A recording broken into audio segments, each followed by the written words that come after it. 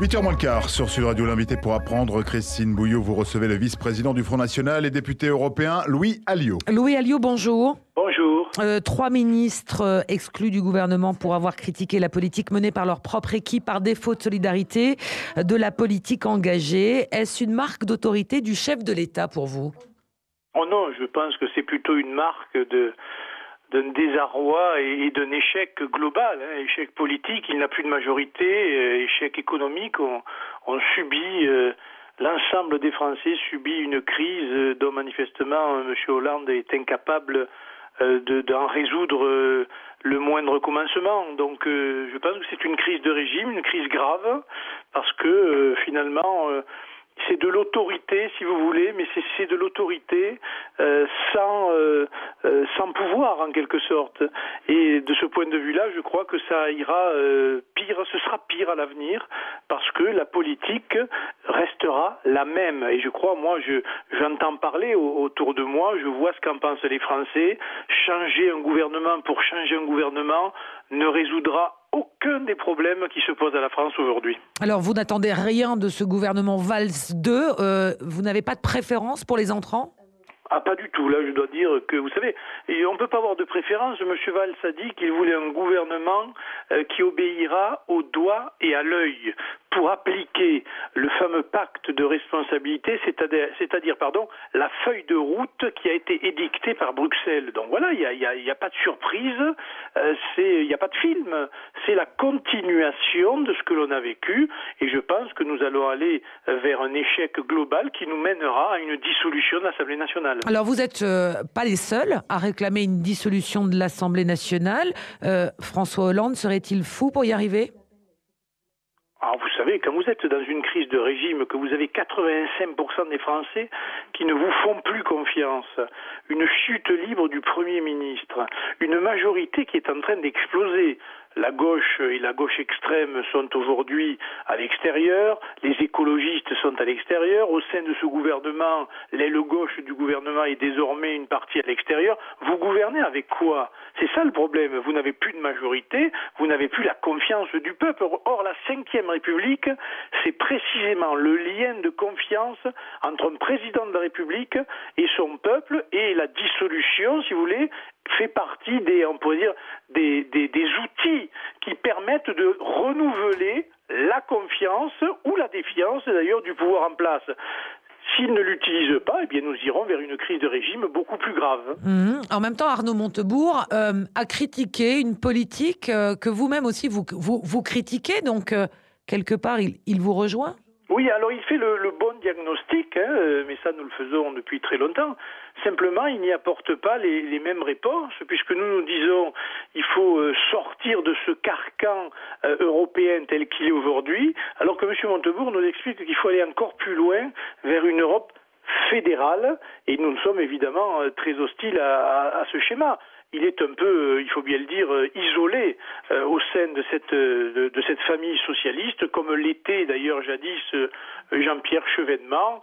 Voilà, ils sont les idiots utiles du gouvernement, c'est-à-dire qu'ils sont là pour abattre les quelques électeurs qui croient encore à la gauche, mais qui sont très critiques de l'Europe. Aujourd'hui, ce schéma politique est en train d'exploser sous nos yeux. Alors une dissolution, vous n'êtes pas les seuls sur l'échiquier politique à la réclamer. Aujourd'hui, il y en a à gauche, il y en a au centre aussi. Est-ce qu'aujourd'hui, cette voix va continuer à se faire entendre ?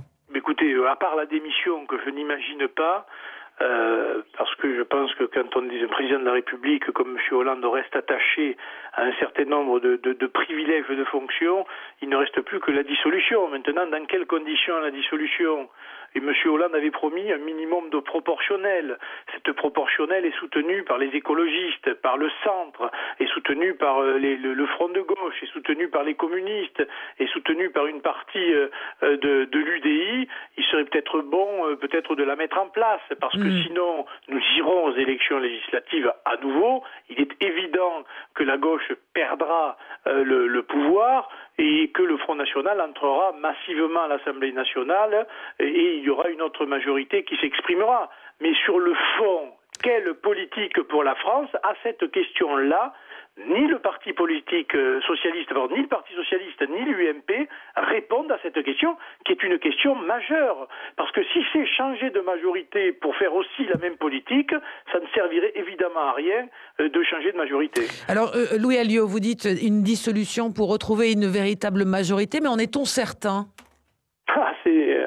Écoutez, ça nous montrera l'état de l'opinion, mais je pense très honnêtement à l'état actuel des choses, quand vous regardez sur la longueur les résultats politiques et électoraux des municipales, des européennes, il ne fait aucun doute que le Parti socialiste et la gauche seraient balayés.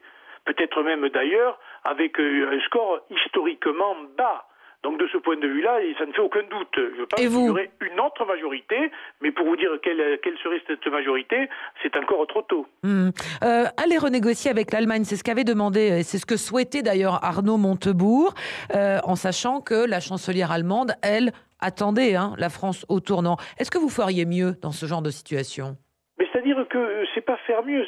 On essaye d'expliquer à Mme Merkel, qui d'ailleurs n'entend pas. J'ai écouté Mme Merkel ce matin à la télévision. Elle est intervenue, je crois, hier soir en disant « J'espère que le président français gardera le cap pour réformer la France ». Mais que Mme Merkel s'occupe des affaires allemandes et qu'elle nous laisse nous occuper des affaires françaises. Je pense que nous sommes un peuple souverain, nous sommes un grand pays encore démocratique et une grande nation économique, et je pense, moi, qu'il faut retrouver les chemins de notre souveraineté, notre liberté. Il faut dire à l'Europe, voilà, la France va retrouver sa liberté, et dans un certain nombre de domaines, voilà les décisions que nous allons prendre.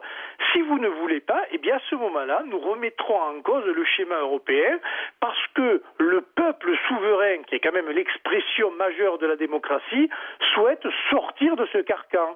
Nous n'allons pas quand même imposer à une grande majorité de Français un schéma économique qu'il ne veut plus, parce que sinon nous serions en dictature. Mais j'ai bien peur que petit à petit nous arrivions effectivement à une privation de liberté démocratique dans notre pays. Alors Arnaud Montebourg, maintenant en dehors du gouvernement, est-ce que pour vous, au Front National, c'est un nouvel adversaire ? Oh non, pas puisqu'il dit la même chose. Nous sommes habitués aux coups de collier de M. Montebourg, comme d'ailleurs ceux des écologistes ou ceux de M. Hamon.